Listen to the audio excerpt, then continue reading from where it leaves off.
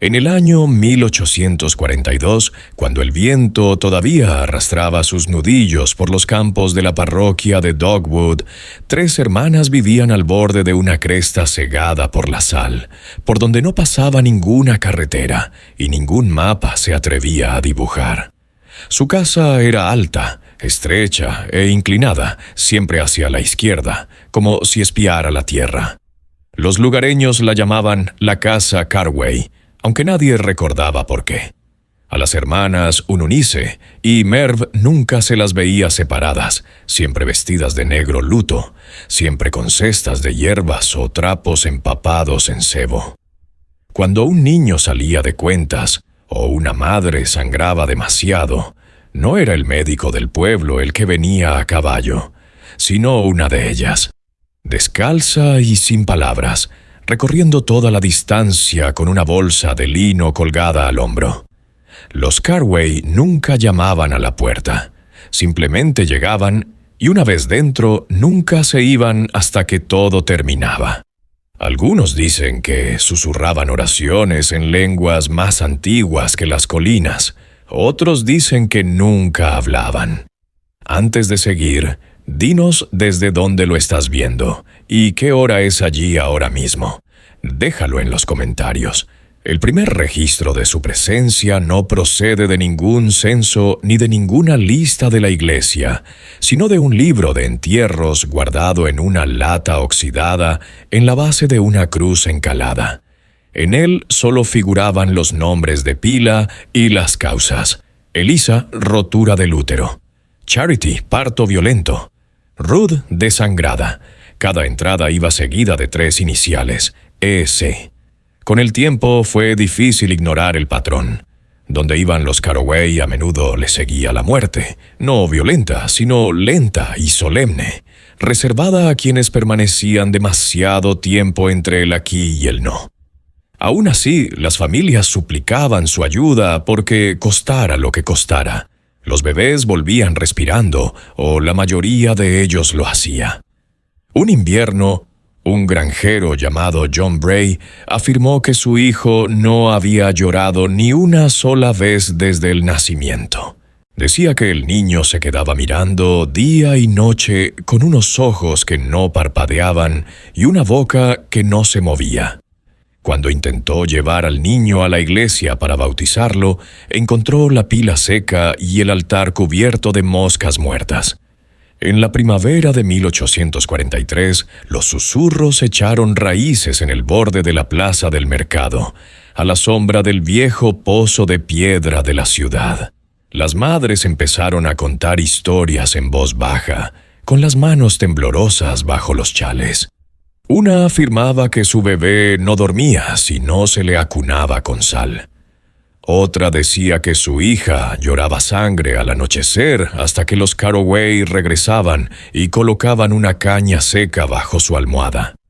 La mujer del predicador, que había perdido 2 hijos a causa de las fiebres, juró haber visto a Hirowi en su jardín al amanecer, enterrando algo bajo el sauco, un bulto envuelto en pelo y cuerda. Cuando la confrontaron, She sonrió y dijo: «Evitará que los espíritus roan». Nadie sabía si se refería a los muertos o a los vivos. Después de aquello, nadie volvió a hablar con la mujer del predicador.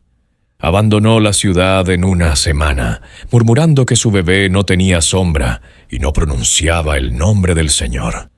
La campana de la iglesia dejó de sonar aquel verano, no por el óxido o el tiempo, sino porque la cuerda había sido cortada.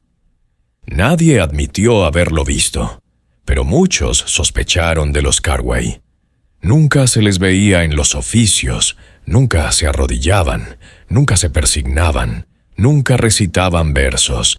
Sin embargo, cuando la enfermedad asoló el municipio, cuando la fiebre del fresno se llevó a 12 en una semana, fue un Eunice Carway la primera en aparecer en todas las puertas, colocando cuencos de corteza herdida bajo las cunas, murmurando a los enfermos como si hablara con algo que solo ella podía oír. Los enfermos que sobrevivieron describieron lo mismo. el sonido de cascos lejanos que resonaba en sus fiebres y una mano fría que les oprimía el pecho, sujetando algo que llevaban dentro. El médico lo llamó delirio masivo. El cura blasfemia, pero los caray lo llamaron necesario. El velo se debilita cuando el cuerpo arde. Se oyó decir una vez a un unisi, y algunas cosas no deben pasar. Una noche de principios de agosto, un niño llamado Levi Donald se acercó demasiado a la casa de los Carraway. Su hermano mayor le había retado a llamar a la puerta una sola vez y salir corriendo, pero Levi nunca llegó tan lejos. Regresó horas después, descalzo y en silencio, con la camisa empapada y un ojo vuelto hacia adentro. No hablaba, ni siquiera cuando su madre lo sacudía, ni siquiera cuando el médico del pueblo agitaba humo bajo su nariz. Solo cuando el predicador le apretó la cabeza con la palma de la mano, Levi susurró algo, una palabra, un lamento. A la mañana siguiente su pelo se había vuelto completamente blanco. A los pocos días, su familia se marchó de la ciudad. Cuando los vecinos buscaron huellas en la colina, no encontraron más que una serie de pequeñas huellas de manos clavadas en la tierra frente a la puerta de Carraway, demasiado pequeñas para pertenecer a alguna de las hermanas, pero profundas, como si quien las hubiera hecho se hubiera hundido en la tierra y esperara. Aquel otoño las hojas se negaron a caer. Los árboles se aferraban a sus frágiles copas marrones mientras el aire se espesaba con algo que no era ni podredumbre ni humo. El ganado abortaba por parejas y los cuervos se quedaban más tiempo del debido. Y por debajo de todo, los Carraway continuaban su trabajo. Un mortinato en el huerto del sur, una brecha cerca de la orilla del río. Cada vez llegaban antes de ser llamados. Algunos empezaron a creer que podían sentir la proximidad de un nacimiento, como los perros antes de una tormenta, como los lobos que rastrean la sangre bajo la nieve. Una chica llamada Elise, que había perdido la voz a causa de un rayo, dio a luz a gemelos bajo sus cuidados. Decía que las hermanas no la habían tocado ni una sola vez, que se sentaban en silencio alrededor de su cama y tarareaban en armonía a tres voces, hasta que la habitación estaba demasiado iluminada para ver. Los niños nacieron con los ojos abiertos. Uno de ellos nunca lloró. El otro no dejaba de sonreír. Durante 6 semanas, el Consejo Municipal se reunió en secreto tras la llegada de las heladas. 4 hombres y 2 viudas se reunieron bajo el entarimado de la capilla, cada uno con una lista de nombres. Los que habían sufrido nacimientos extraños, los que habían enfermado, los que habían visto cosas que no podían explicar. Todas las listas terminaban con un apellido: Carraway. El predicador que antes los había defendido, ahora se negaba a hablar en voz alta cuando se mencionaba su casa. «Dios, vuelve la cara», murmuró con los ojos fijos en un nudo del bosque. El consejo acordó una visita. En señal de gratitud, solo regresaron 2. El tercero, un curtidor llamado Joel Minton, fue visto por última vez entrando por la puerta de Carraway al anochecer, llevando un saquito de flor de sauco y una ofrenda de paz en forma de lana de cordero.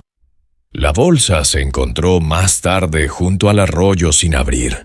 Sus botas estaban en el escalón del porche, secas a pesar de la lluvia. A finales de ese año, los nacimientos eran casi inexistentes. Los campos estaban en barbecho, no por la sequía, sino por el miedo. Las parejas mantenían las distancias en sus hogares. Las madres susurraban advertencias a sus hijas y nadie se atrevía a mirar demasiado tiempo a un niño cuyos rasgos cambiaban sutilmente con las estaciones. La casa de los Carraway se volvió más silenciosa. El humo de su chimenea menos frecuente. aunque nadie creía que se hubieran marchado. Algunos decían que dormían bajo tierra, en camas forradas con plumas arrancadas a cisnes negros. Otros creían que esperaban un nombre que desbloqueara algo viejo e inacabado. Una noche, un extraño llegó a caballo arrastrando polvo desde 3 condados. Llevaba una carta sellada con cera y una cruz tallada en madera quemada. Cuando llegó a la cresta de la colina de Carway, su caballo se negó a dar un paso adelante. El hombre desmontó y recorrió el resto del camino solo. El sol amaneció rojo a la mañana siguiente. Ni el hombre ni la cruz volvieron a ser vistos. A principios de 1844 se produjo una sequía procedente del sur, lo bastante seca como para agrietar la corteza y blanquear los huesos en los campos. Los pozos se vaciaron sin previo aviso. Las ranas desaparecieron. La lluvia dejó de nombrarse a sí misma. Pero en la cresta sobre Dogwood Parish, el jardín de Carway floreció exuberante, cubierto de maleza, zumbando con insectos que nadie podía nombrar. Raíces pálidas atravesaban los postes de la valla. Flores del color de magulladura se aferraban a tallos retorcidos y la fruta goteaba hasta formar un jarabe que manchaba la piedra. Cuando un colegial se acercó demasiado, atraído por el aroma de algo dulce y podrido, regresó con las palmas de las manos ampolladas y un fragmento de diente clavado en el tobillo. Afirmaba que las lianas se movían solas, respiraban, susurró. Sabían que yo estaba allí. El médico lo descartó como fiebre solar, pero la madre del niño abandonó la ciudad una semana después de despertarse y encontrar la puerta de su casa clavada desde fuera y las cortinas retorcidas en nudos que deletreaban el nombre de su hijo. Esa misma temporada, una comadrona de la vecina Clark Hollow llegó al pueblo sin avisar y preguntó por los Carway. Su llegada provocó inquietud. Nadie había pronunciado el nombre de las hermanas en voz alta en meses, no desde que la cresta se volvió silenciosa. Llevaba una cofia amarilla y una jofaina de cobre atada con una cuerda de cáñamo, insistiendo en que la habían llamado por carta para asistir en un parto difícil. No se encontró tal carta y nadie admitió haberla enviado. La comadrona siguió adelante de todos modos, caminando por el sendero de la cresta como atraída por algo más antiguo que una invitación. Pasaron 2 días. A la tercera mañana, el sabueso del predicador fue encontrado en los escalones de la capilla, echando espuma y cojeando, con el pelaje moteado de verdugones rojos en forma de dedos. La jofaina de cobre apareció en el lecho del arroyo, deformada y oscurecida como si se hubiera quemado por dentro. La comadrona nunca regresó, pero los vecinos afirmaron haber oído cantar desde la cresta aquella noche 3 voces a las que se unía a una cuarta, más delgada, más aguda y no del todo humana. Fue Maeve Carway quien empezó a aparecer sola, siempre la más joven, siempre la que caminaba a un paso por detrás. Una mañana llegó al pueblo cubierta por la niebla, con el delantal manchado de algo entre óxido y vino, los ojos desenfocados y sin pestañas. Se detuvo frente a la oficina de correos y se quedó mirando el mástil de la bandera hasta que salió el sol. Cuando el tendero intentó saludarla, ella murmuró una sola palabra, medida, y se dio la vuelta y se marchó. Nadie la siguió. Ese mismo día, 3 hombres descubrieron una hilera de símbolos tallados bajo las tablas del suelo de la escuela, cada uno idéntico al anterior, círculos concéntricos alrededor de un tosco ojo. La maestra insistió en que nunca los había visto. A la semana siguiente se marchó sin cobrar su sueldo. Su sustituta duró menos de 1 mes, alegando que la tiza de la pizarra escribía nombres a su antojo, nombres de niños que aún no habían nacido o que nunca habían nacido. Meved Árboles. La siguiente en aparecer fue un Eunice Carway, que entró descalza en el patio del herrero una mañana de niebla, mucho antes de la primera campanada del parto. Tenía las manos envueltas en gasa, pero las mangas estaban limpias.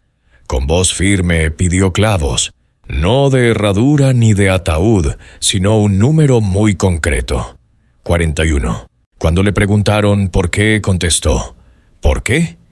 Cuando le preguntaron por qué, respondió: 1 por cada aliento que no debía respirar. El herrero se los dio gratuitamente, pero esa noche no durmió. Su mujer confesó más tarde que se despertó gritando, arañándose el pecho, insistiendo en que algo le martilleaba dentro de las costillas. Murió 3 días después sin heridas y sin causa conocida. Después se encontraron los clavos debajo de su almohada, dispuestos en forma de cuna. El médico local lo llamó pena, el reverendo juicio. Pero los que recordaban la forma en que un guardaba silencio sabían que no era así. No había venido a pedir ayuda, sino a devolver lo que se le debía. A la semana siguiente nació un niño en las afueras de Wethersfield, aunque nadie vio el parto. La madre, una chica tranquila llamada Mayard Pearl, había desaparecido de la ciudad unos meses antes. Se decía que se había adentrado en los bosques cercanos a Caraway Ridge después del funeral de su padre. Regresó descalza y aturdida, llevando en brazos a un bebé envuelto en pañales, con la piel demasiado pálida y el pelo demasiado fino para atrapar el viento. Dijo que no recordaba el parto, solo el sonido de una respiración que no era la suya. Y cuando le preguntaron el nombre del niño, respondió: «Ya tiene uno». Se lo pusieron. El bebé no lloraba ni mamaba, solo miraba. Al cabo de una semana, la casa de Pearl quedó en silencio. Las cortinas echadas, la chimenea quieta. Una vecina que se asomó a la ventana juró que el bebé ya no estaba en la cuna, sino sentado, erguido a la mesa, mirando fijamente a la familia mientras rezaban. A partir de entonces, nadie entró en la casa. A finales de mes, estaba vacía. Cuando Hester Carway regresó, no lo hizo a pie, sino en fuego. Testigos del otro lado de la parroquia afirmaron ver un extraño resplandor en la corona de la cresta justo después de la medianoche. Naranja constante, demasiado brillante para una linterna o una chimenea, pero sin humo, sin cenizas, solo el sonido del hierro chirriando contra el hierro. Rítmico y deliberado, como el dibujo de las tijeras sobre el hueso al amanecer. Estaba de pie en el centro de la plaza, descalza con el dobladillo de la falda empapado y rígido. Sujetaba un fardo envuelto en lino funerario y lo colocaba en la base del pozo. «Ahora pertenece a la tierra», dijo, con la voz entrecortada como un pergamino viejo. Nadie se atrevió a desenvolverlo, pero las moscas acudieron raudas y veloces. Al anochecer, el fardo había desaparecido, y en su lugar había un círculo perfecto de tierra sin pelo. Después, no crecería hierba. Un niño que lo pisó días después salió con los dientes apretados y no volvió a abrirlos, ni para comer, ni para hablar, ni para gritar. Aquel invierno, el silencio se extendió más rápido que la nieve. Los machos dejaron de llegar. Los caminos desaparecieron bajo los ventisqueros, aunque nadie recordaba la caída de un solo copo. La campana de la capilla, silenciada hacía tiempo, volvió a sonar, aunque su cuerda nunca había sido reparada. Cada noche, a las 3 en punto, una sola nota sonaba por toda la parroquia de Dogwood, grave y hueca como el aliento de un moribundo. El ganado paría camadas malformadas, la leche se agriaba en la palidez y, sin embargo, las hermanas Carway eran vistas con más frecuencia que nunca, caminando en fila india por los bosques, con tarros de cera color hueso y fardos de tela cosidos con símbolos que nadie podía descifrar. Un reverendo itinerante que intentó intervenir desapareció en la cresta, dejando tras de sí solo sus botas y una página rota de su diario. En ella había garabateadas 5 palabras. No son solo comadronas. La página se encontró más tarde sellada detrás de la cruz de la capilla, manchada con un anillo de lo que parecía ser sangre umbilical. En invierno el municipio había empezado a vaciarse, no en una huida repentina, sino en una lenta erosión. Las familias empaquetaban los carromatos al anochecer, los niños se levantaban de la cama antes del amanecer. Las cortinas se mecían en las ventanas abiertas, sin despedidas, sin señales, solo ausencia.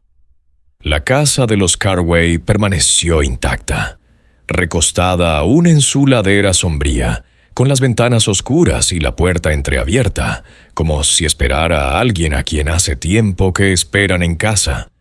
Un sacerdote itinerante que pasaba por allí se detuvo en la capilla para oficiar misa, pero se encontró con que el altar había desaparecido y el crucifijo estaba al revés. Siguió un rastro de plumas hasta la cresta y nunca regresó. 3 días después, su caballo llegó al pueblo con las crines esquiladas y los ojos llorosos de sal. Esa misma noche 3 niños nacieron en la parroquia, ninguno de ellos de madres conocidas. Los dejaron envueltos en pañales en el umbral de una puerta, sin otra marca que una pequeña puntada en la base del cuello, enrada con pelo. La gente del pueblo los enterró. La tierra se negó a resistir el deshielo de principios de 1845. Un nuevo sonido comenzó a resonar en la cresta por la noche. No el grito de los coyotes, ni el crujido de los árboles al romperse bajo la escarcha, sino un zumbido bajo, deliberado, estratificado, casi coral. Se elevaba desde la casa de los Carraway justo después de la segunda campanada y cesaba precisamente antes del amanecer. Los que lo oían decían sentir como si les arrancaran algo. Recuerdos, médula, aliento. Un hombre, presa de la curiosidad, se acercó al risco con algodón en las orejas y un crucifijo clavado en el pecho. Lo encontraron horas después en su granero, desnudo de cintura para abajo, con las manos juntas en señal de oración y la boca llena de lavanda seca. Vivió 3 días más, repitiendo una sola frase a su afligida esposa. No era canto, era costura. Cuando murió, todas las velas del pueblo parpadearon una vez, y luego ardieron con una llama azul, hasta que la mecha se desvaneció en el silencio. Esa primavera llegó una nueva familia ajena al desmoronamiento del municipio. Los comerciantes ingrávidos procedentes del este fijaron su residencia en una casa parroquial abandonada cerca de los campos exteriores. Osos de echar raíces, reabrieron la escuela e invitaron a cenar a los vecinos. En su segunda semana, su hija mayor, Miriam, encontró un paquete envuelto en piel de aceite debajo de su cama. Dentro había una trenza de pelo blanco atada con algodoncillo y una nota escrita en cursiva torcida. El primer aliento no debe desperdiciarse. Esa noche su madre quemó la trenza en la estufa. La estufa se abrió de golpe. No había fuego, solo humo, espeso y dulce como la sal, que se extendía por las paredes en forma de 3 manos abiertas. A la mañana siguiente, Miriam ya no estaba. Sus botas estaban colocadas ordenadamente en el alfizar de la ventana, con los cordones empapados en miel. Cuando el ingrávido preguntó a su alrededor, los habitantes del pueblo se limitaron a bajar la mirada. Nadie ofreció ayuda. Nadie pronunció el nombre de las hermanas. Ya no. Los habitantes volvieron a sus viejas costumbres. Las puertas se marcaron con sangre de cordero. Las Biblias se guardaron bajo las almohadas y los espejos se cubrieron con tela de saco desde el anochecer hasta el amanecer. A los niños ya no se les enseñaba a rezar, sino a contar hacia atrás, a morderse la lengua durante los truenos y a escupir cuando el viento cambiaba de dirección. Aún así, la presencia de los Carway se espesaba. Aparecían huellas en la ceniza que nadie pisaba. Las cunas se mecían solas. Se decía que un recién nacido llamado Tobías cantaba en sueños extrañas nanas en un idioma que ningún anciano podía nombrar.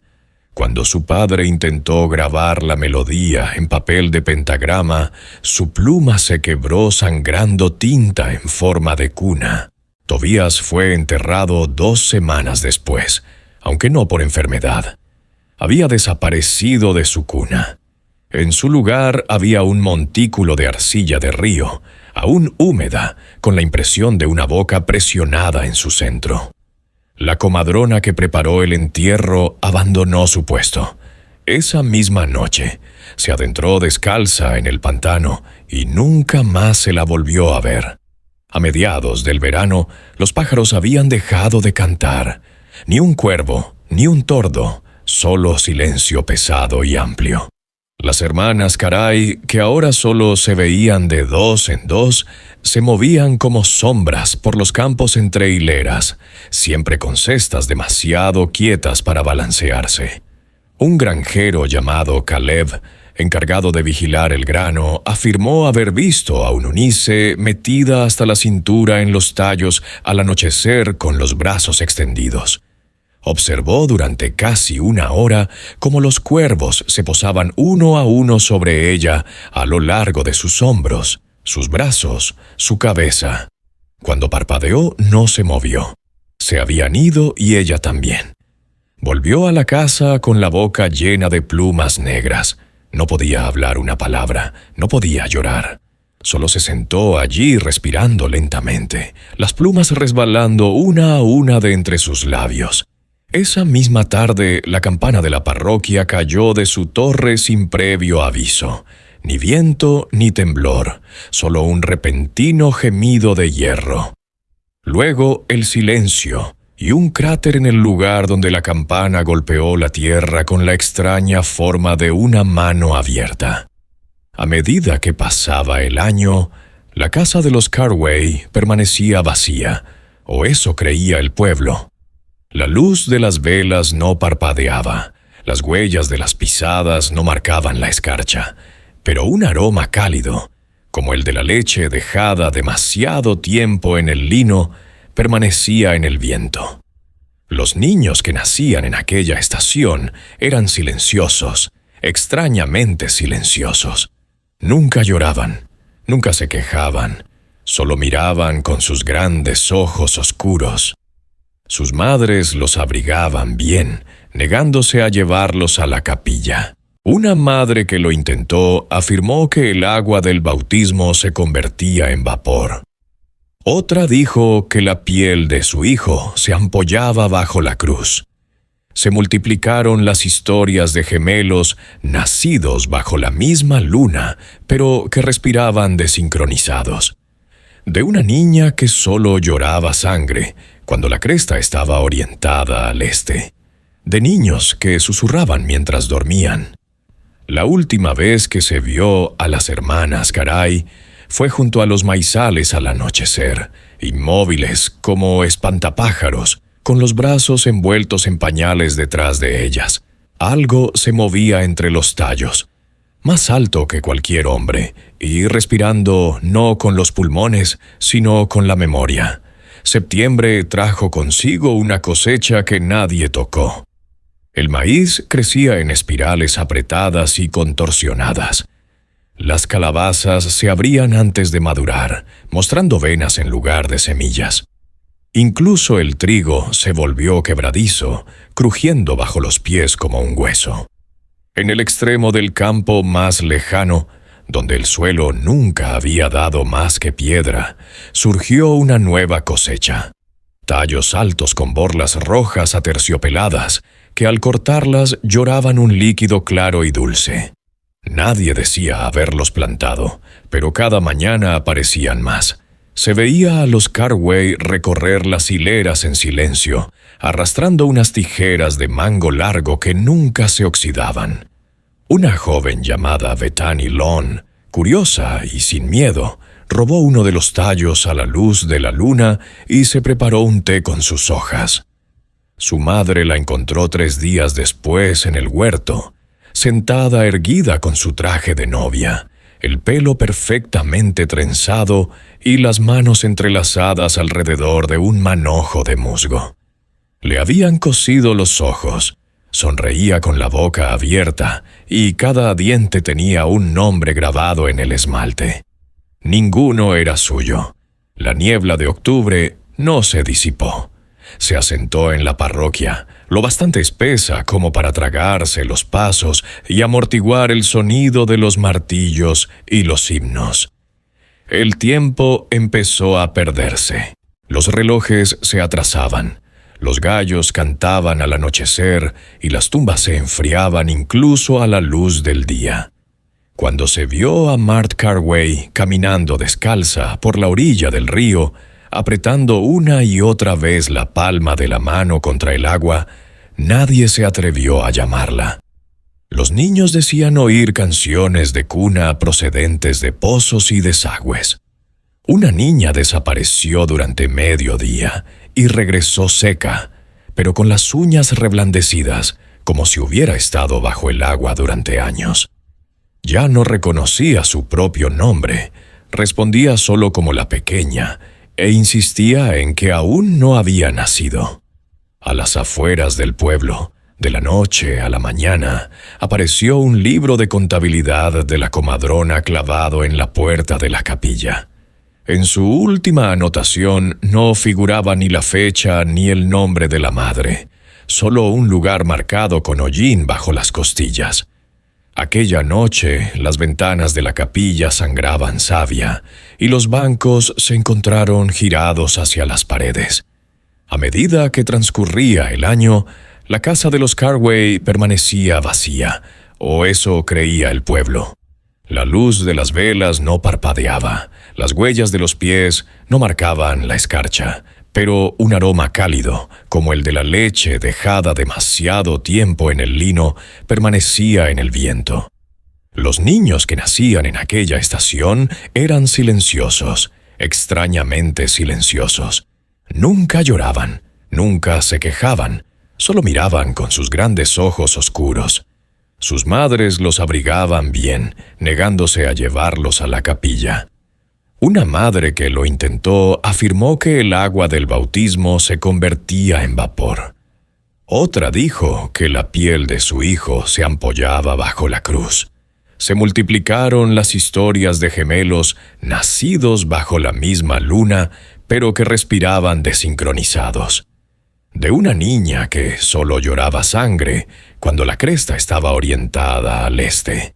De niños que susurraban mientras dormían. La última vez que se vio a las hermanas Carway fue junto a los maizales al anochecer, inmóviles como espantapájaros, con los brazos envueltos en pañales detrás de ellas.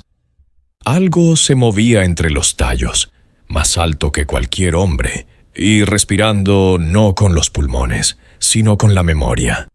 A finales de 1846, la parroquia de Dogwood ya no aparecía en los mapas de los circuitos. Los jinetes la pasaban de largo sin detenerse, marcando solo un tramo de cresta en blanco, donde antes había habido líneas trazadas, nombres de parcelas y capillas con bancos registrados. Los topógrafos enviados desde Augusta informaron de que el terreno era blando e inadecuado para la construcción de granjas, aunque ninguno podía explicar el contorno de los postes de las vallas, ni los estrechos senderos que se adentraban en la maleza, aún caliente tras el paso. Las pocas familias que permanecieron allí lo hicieron en silencio, como para no asustar a nadie. Aquel año no se plantaron jardines. Los oficios religiosos cesaron sin que se dijera nada oficial, pero el humo seguía saliendo de la chimenea de la casa de los Carway, torcido y tranquilo, elevándose a través de una niebla que se negaba a disiparse. 3 ventanas parpadeaban sin ritmo conocido por el hombre.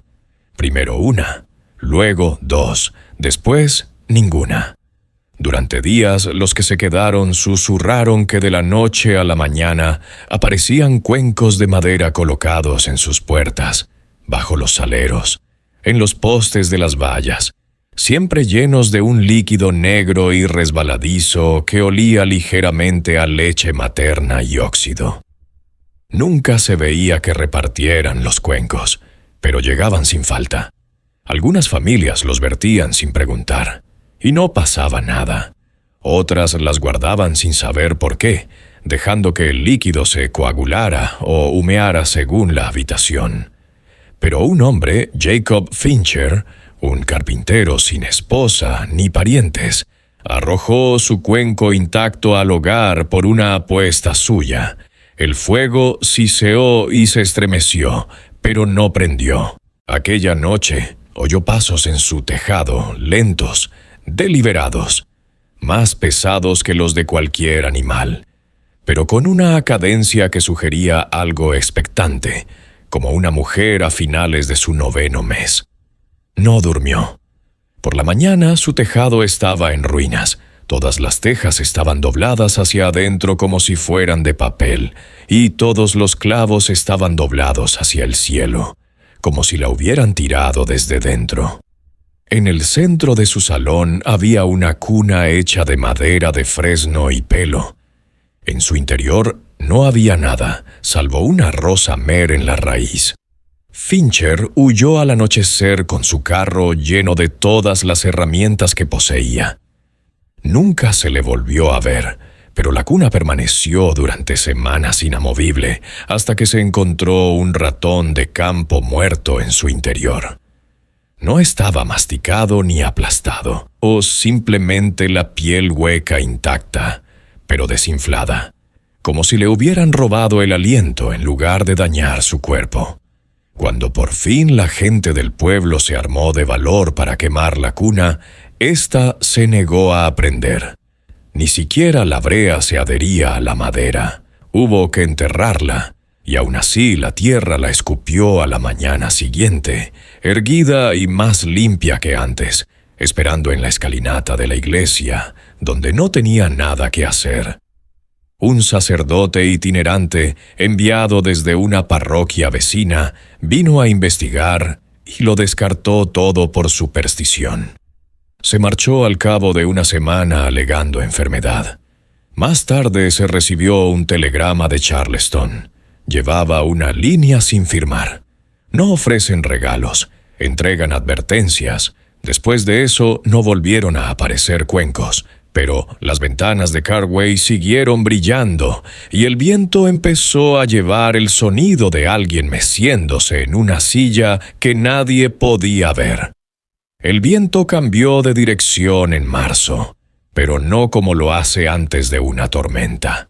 En lugar de eso, daba vueltas bajo y cerca de la tierra, enroscándose bajo las faldas, colándose por las herraduras, agitando las mechas de las velas aún no encendidas. La gente del pueblo hablaba menos. Incluso los más atrevidos ya no cruzaban hacia los bosques del este, donde la cresta empezaba a elevarse. Sin embargo, las hermanas Carway eran vistas con más frecuencia, siempre a distancia, siempre en movimiento. Pasaban entre hileras de cultivos yermos, porches abandonados hacía tiempo, por los lechos de los arroyos que se habían secado hasta convertirse en vetas de piedra blanca. Una vez, se les vio arrodillados alrededor de un tocón cerca del granero de la viuda Ames, con las cabezas inclinadas, no en señal de oración, sino de perfecta quietud, con las manos apoyadas en la tierra helada, como si estuvieran escuchando el latido de un corazón en las profundidades. Entonces se produjo el nacimiento que rompió el silencio que los había estado reteniendo. Marian Doyle No había hablado desde la muerte de su marido el año anterior. Se había dedicado a coser a la luz de las velas y a tararear melodías que su madre le había susurrado en los duros inviernos.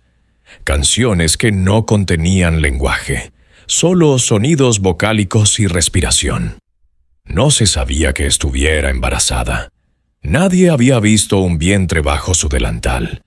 Sin embargo, una noche los vecinos informaron de gritos procedentes de su cabaña, largos, graves y cargados de algo más. Ni agonía ni parto, sino algo más parecido a una advertencia. Al amanecer, la chimenea estaba fría, la puerta ligeramente entreabierta y un par de pañales, uno húmedo y otro seco, colgaban del pestillo de la ventana como banderas de rendición. Dentro, Marian estaba sentada en la cama meciéndose suavemente, con los ojos fijos en un cuenco de madera que tenía a los pies. El cuenco estaba vacío, pero manchado en el borde de algo más oscuro que la sangre. En su regazo yacía un niño envuelto en musgo y sujeto con espinas negras. El bebé respiraba, pero solo una vez cada pocos minutos. El médico no podía explicarlo. El predicador no quiso acercarse. Cuando le preguntaron por el nombre del niño, Marianne susurró una sílaba en un tono que le hizo crujir los labios. Más tarde, un vecino encontró un rastro de cordeles y capullos secos de lavanda que iba desde la cabaña de Marianne hasta la cresta de Carway. Se retorcía en patrones, nudos que reflejaban cunas, dientes, vientres. Una viuda reconoció el diseño como una vieja puntada de protección utilizada por las comadronas en siglos más oscuros, destinada no a preservar al niño, sino a evitar su recuerdo. Aquella noche, un espejo se rompió en la escuela sin hacer ruido. Se encontraron 3 pájaros bajo la ventana, con las alas plegadas hacia atrás, y la cabaña de Marianne ardió por dentro, aunque el exterior permaneció intacto.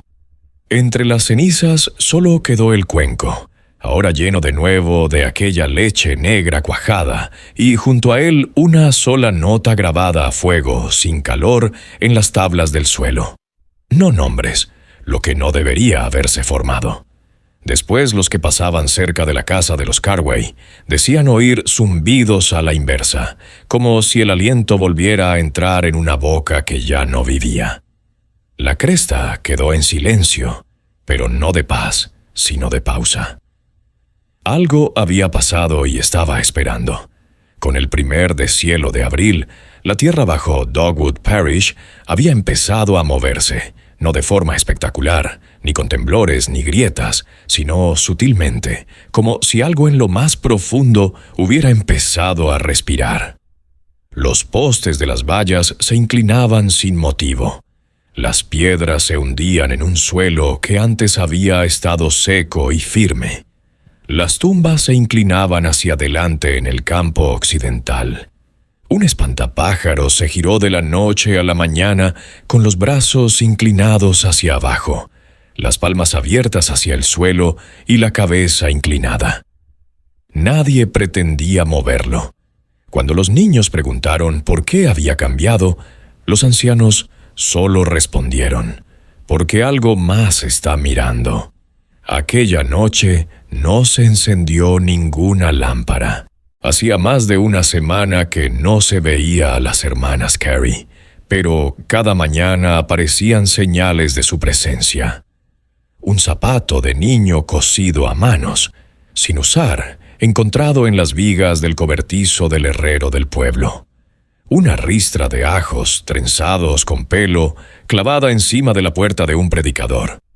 Gachas de avena en una cuna vacía, todavía calientes.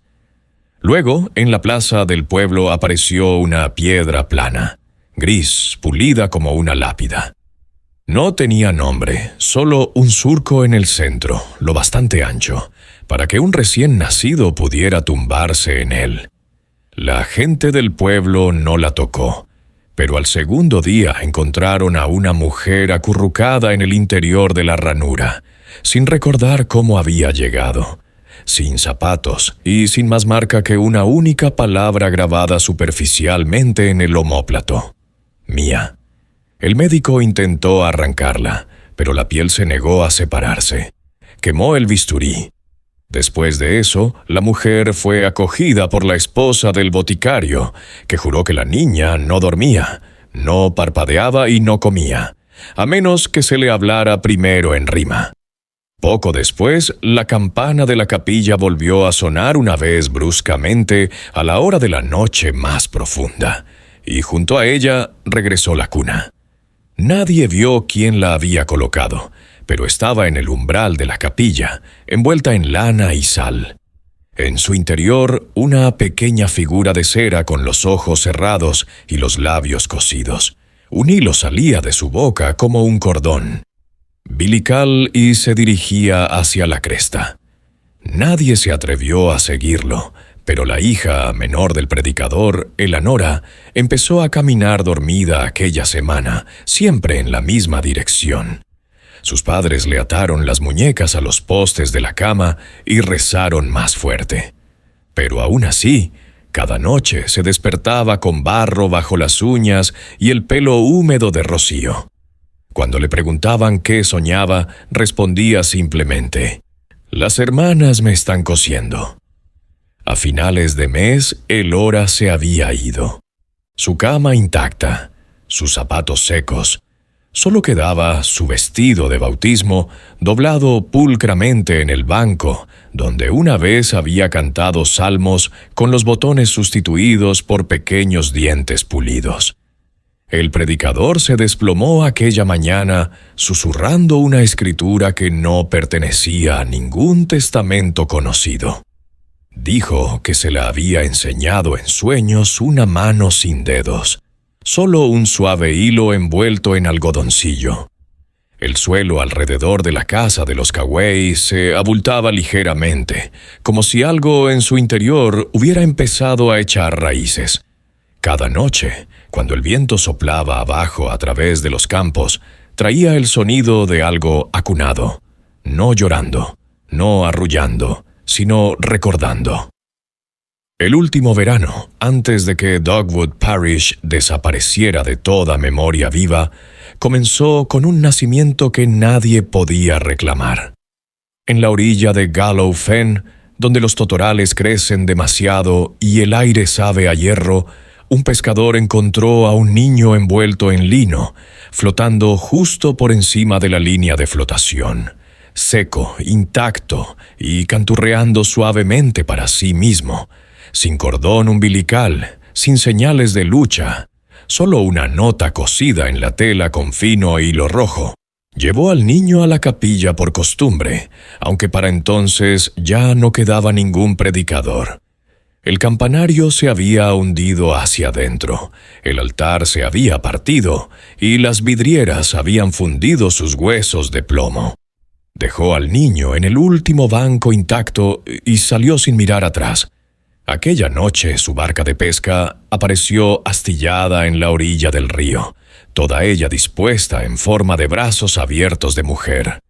Nunca se encontró su cuerpo. El niño, sin embargo, permaneció. La acogió una anciana viuda que había sobrevivido a sus 4 hijos y dejó de hablar después de que al último se lo tragara una era. Nunca preguntó de dónde había salido la niña, nunca le puso nombre, solo le dio de comer caldo y colocó un viejo rosario en su cuna. No para protegerla, sino para reconocerla. La niña nunca pestañeó, nunca lloró, nunca envejeció. Se sentaba todas las noches frente a la ventana que daba a la cresta, con la boca ligeramente abierta, como esperando que le metieran algo dentro. Una mañana, la viuda se despertó y encontró su propio velo de novia esparcido por el suelo, empapado en leche. La niña había desaparecido. En su lugar, un fardo de sábanas cocidas lleno de agua caliente y una sola vértebra pulida y tallada con la letra M. Esa misma semana, un niño, hijo de los Cooper, empezó a hablar en lenguas mientras dormía. Dijo nombres que no se habían pronunciado desde la fundación del municipio. Ult, Rosund, Betle, todos mortinatos, todos enterrados detrás de la capilla antes de la guerra. Su madre entró en pánico, quemó todas las cunas de la casa y enterró las cenizas. Pero el habla del niño continuó, cada noche más fluida. Empezó a dibujar con la comida, haciendo perfectos diagramas de canales de parto, secciones transversales de cráneos y sigilos de comadronas de provincias orientales que nadie en Dogwood había visitado jamás. Cuando el boticario le preguntó dónde lo había aprendido, el chico sonrió y contestó: «Me lo dejaron en el tuétano». Murió 2 días después, sin causa alguna. Simplemente dejó de respirar. Sus huesos, al examinarlos, se habían reblandecido, doblado ligeramente, como si estuvieran esperando a ser tejidos de nuevo. A mediados de verano se habían encontrado otros 3 bebés. Ninguno había nacido. Todos habían sido colocados, cada uno envuelto en tela blanca, cada uno con una marca en la base de la columna vertebral, una fila de 6 puntos diminutos en un arco perfecto, como si hubieran sido pinchados por una aguja curva. El tercer bebé abrió los ojos una sola vez. Según los testigos, tenía las pupilas verticales. No parpadeaba, no respiraba, pero la comadrona que le tocó el pecho sintió un segundo latido debajo del suyo. No volvió a dar a luz. La costura comenzó de nuevo a finales de julio. Se encontró hilo en lugares que no pertenecían a ningún hilo, entretejido en las vallas, trenzado a través de las crines de los caballos, enroscado dentro de mazorcas de maíz aún sin desgranar. Era pálido, casi translúcido y pegajoso al tacto, como si se hubiera extraído de algo que aún no se había enfriado. Los hilos desprendían un olor que nadie podía nombrar. Dulce, pero no azucarado, espeso, pero no putrefacto. Los que intentaban quemarlo decían que en lugar de eso se enroscaba y emitía un sonido parecido a la respiración atrapada en la garganta. Ya nadie hablaba de las hermanas Caray, no porque hubieran desaparecido, sino porque el pueblo había aprendido que pronunciar sus nombres no era invocar, sino ofrecer. Fue la hija menor de los Cooper, Ruthie, quien encontró la tela doblada cuidadosamente en el umbral de la escuela abandonada. El fardo estaba teñido de un intenso tono ámbar, con 3 símbolos cosidos con trazos gruesos y deliberados en la parte delantera. Nadie conocía el idioma, pero todas las ancianas que lo miraban se estremecían. Ruthie se la llevó a casa pensando que era una colcha para muñecas. La envolvió en un fardo de heno y le cantó nanas hasta el anochecer.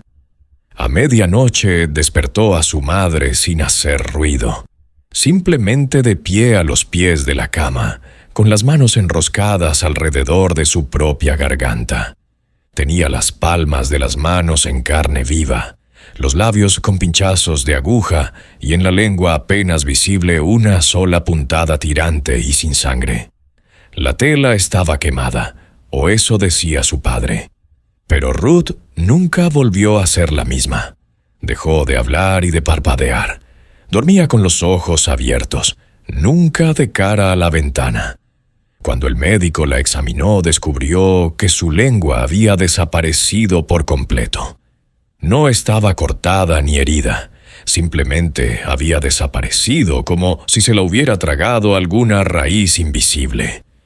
En su lugar, la garganta zumbaba suavemente como una canción de cuna enterrada bajo tierra.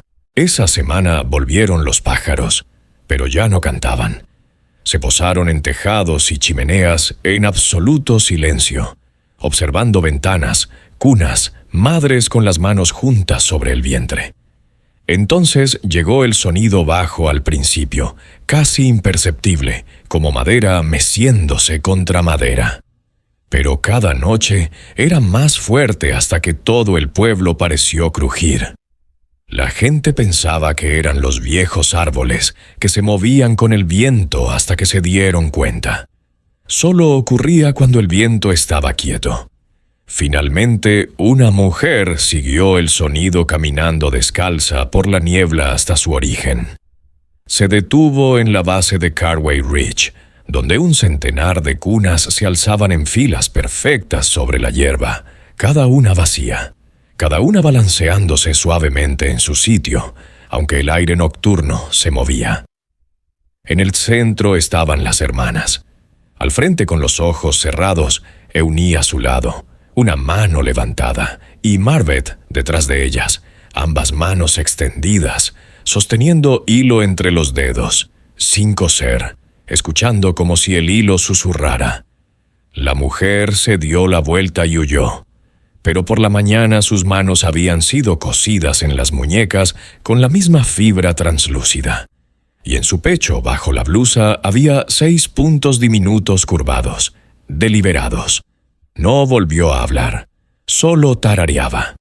A finales de agosto, lo poco que quedaba de Dogwood Parish había dejado de parecer un pueblo.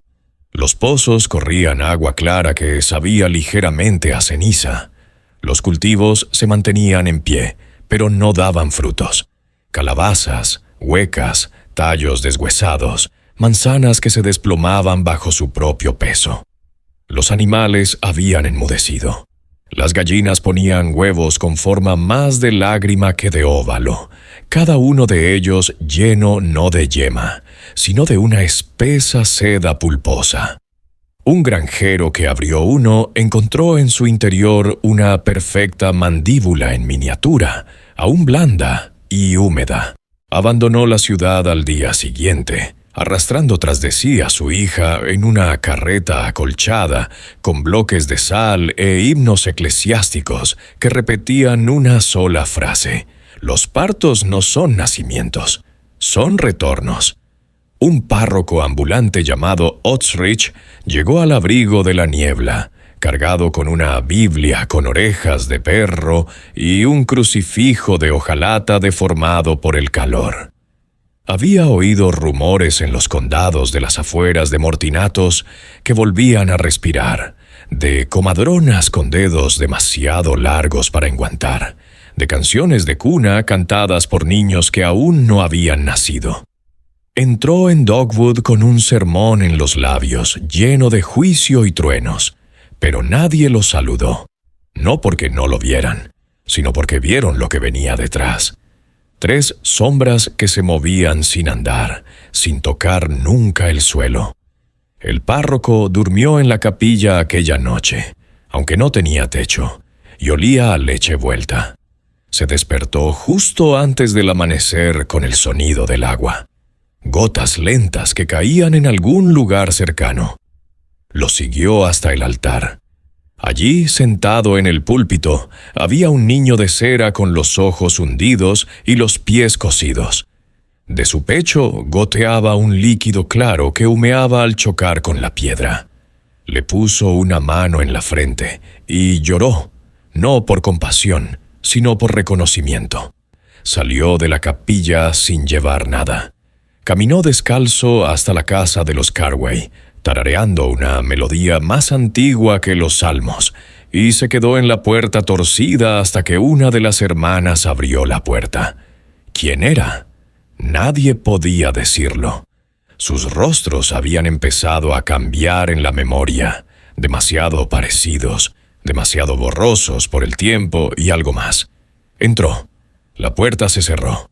Aquella noche no se veía luz por las ventanas, pero el niño de la ciudad dormía sin ruido, sin llantos, sin aliento, solo silencio, largo y cálido, y sin fin. Por la mañana, los bancos de la capilla se encontraron apilados de 3 en 3, cada uno atado con hilo umbilical. El altar se había vuelto a partir, esta vez dejando al descubierto un hueco debajo con forma de útero, recubierto de hollín y pequeñas marcas de garras. Dentro estaba la Biblia de Rich, con las páginas cosidas con hilo dorado. Nadie la leyó, Nadie la tocó. Poco después, la niebla se espesó, el tiempo se dobló, y la gente empezó a olvidar nombres. Primero sus vecinos, luego sus hijos, después los suyos, pero todos recordaban a las hermanas. Recordaban la cuna que esperaba incluso cuando no llegaba ningún niño. Recordaban los cuencos, el hilo, el silencio entre respiraciones y en los momentos previos al sueño. Si es que el sueño aún llegaba. Recordaban el tacto de alguien que le cepillaba suavemente el pelo de la frente y el sonido de una nana sin palabras, cantada por bocas que nunca habían nacido. En la primera helada de 1847 ya no salía humo de las chimeneas de la parroquia de Dogwood. No llegaba el correo ni sonaban las campanas. El pueblo antaño, cartografiado al detalle por oficinistas y jinetes de circuito, ahora solo existía en los sueños de los que habían pasado por allí. Recuerdos a medio formar de hermanas caminando descalzas por campos donde hacía años que no crecía nada. De canciones de cuna que se quedaban alojadas en el fondo de la garganta como una aguja tragada. La casa de los Carway seguía en pie, ahora más inclinada, como si soportara el peso de algo invisible en sus habitaciones superiores. Las contraventanas nunca se abrían, las cortinas nunca se movían, pero algunos afirmaban ver siluetas en las ventanas, figuras altas que se balanceaban suavemente, como si acunaran algo demasiado pequeño para ser visto desde la carretera. El último registro de algún visitante en Dogwood procedía de un empleado de Hacienda enviado desde Westboro, un hombre llamado Elias Penn. Era joven, soltero, lleno de tabaco, y Dios lo enviaba desde el condado para contabilizar las propiedades abandonadas y cobrar las deudas enterradas durante mucho tiempo en los márgenes del libro mayor. Llegó a las afueras de la parroquia bajo un cielo pálido, silbando un himno sin saber por qué. En su mochila llevaba tinta, papel y una orden de embargo de la propiedad de Carway, cuyo título nunca se presentó formalmente. Pasó la noche en una cabaña vacía, comió alubias de una lata y se quitó las botas en la puerta como un hombre que espera que le den la bienvenida. Nunca se le volvió a ver. Semanas después, una mujer que caminaba por la cresta para recoger leña encontró sus botas colocadas una al lado de la otra en los escalones de la capilla, el cuero atado con hilo del color de la leche blanqueada. Dentro de cada bota había una sola vértebra pulida y aún caliente al tacto. La cartera estaba clavada en la puerta de la capilla. Habían quitado todas las páginas excepto una, sujeta con una horquilla retorcida en forma de cuna. Solo se leía propiedad transferida, ningún niño sin reclamar. A partir de entonces, las puertas de la iglesia no se abrieron. Las familias empezaron a tapear las ventanas desde dentro, a sellar los áticos, a echar sal umbrales que no se habían cruzado en semanas, no para impedir que algo entrara, sino para que saliera. Los niños seguían naciendo, pero siempre demasiado pronto o nacían. Una mujer trabajó durante 16 horas solo para dar a luz un bulto de raíces y tela cosido como un muñeco de prácticas. Le puso nombre de todos modos, y cuando murió 3 noches después, con los ojos abiertos y el vientre intacto, la muñeca permaneció caliente durante 2 días. Sin podredumbre, sin olor, solo con aliento. Quedó claro que las hermanas Carway ya no eran comadronas, si es que alguna vez lo habían sido. Eran guardianas. Guardianas de lo que se había colado. Guardianas de lo que se negaba a olvidar el cuerpo que una vez llevó. Ya no visitaban las casas, ya no zumbaban bajo las ventanas. En cambio, su presencia estaba marcada por la quietud, sin viento, sin pájaros y la repentina sensación inconfundible de que alguien en algún lugar acababa de envolver el mundo en silencio y estaba esperando a que se durmiera. La escarcha se espesó con paciencia antinatural, aferrándose a la madera que ya no absorbía la humedad, trepando por los cristales de las ventanas. Los que se quedaron en Dogwood Parish ya no marcaban el tiempo por la salida del sol o la fase lunar, sino por el sonido de las tablas del suelo que crujían bajo un peso invisible, las sillas que se movían solas, las sábanas que se doblaban en las esquinas como moldeadas por manos invisibles. El Caraway Ridge, antes evitado, se convirtió en algo peor que temido. Se hizo familiar, tan familiar que incluso los recién llegados que atravesaban el valle, comerciantes perdidos en carreteras que ya no estaban asfaltadas, se detenían en su ladera, atraídos no por la dirección, sino por el reconocimiento. Un hombre, un carnicero de Calhoun, juraba que había visto aquella casa torcida en sueños. De niño nunca había estado en Dogwood. Su padre afirmaba que descendían de canteros, no de comadronas. Pero aún así, el hombre se detuvo al pie de la cresta, se quitó el sombrero y lloró sin hacer ruido. Cuando le preguntaron qué veía, respondió: «La habitación en la que nací, la que nadie recuerda». Más tarde se encontró su cuerpo tendido sobre un parche de tierra surcada, con los brazos extendidos y la mandíbula desencajada. Un árbol cercano mostraba la huella de un niño envuelto en pañales, presionada contra su corteza, profunda, limpia, deliberada. Lloró savia durante 7 días. Los niños que quedaban en Dogwood empezaron a dibujar círculos de nuevo, no solo en papel, sino en la piel de sus pupitres, sus mantas, sus propios antebrazos.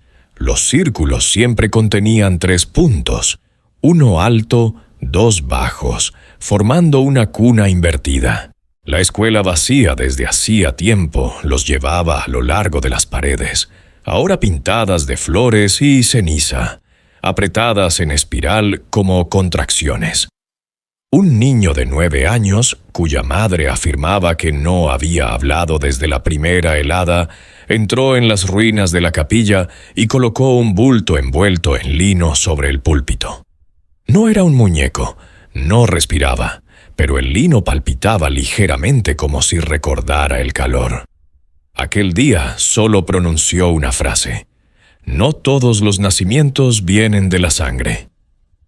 Aquella tarde los hilos volvieron a aparecer, enroscados en las bisagras de las puertas, entretejidos en las crines de caballos muertos, entrelazados en trenzas de maíz colgadas para secarse en desvanes en los que ya no se entraba. Se extendían en líneas imposibles, desapareciendo en la arboleda, en los conductos de las chimeneas, en las costuras de vestidos que llevaban años sin tocarse. Al anochecer, el cielo se volvió de hueso y todos los espejos del pueblo crujieron en silencio.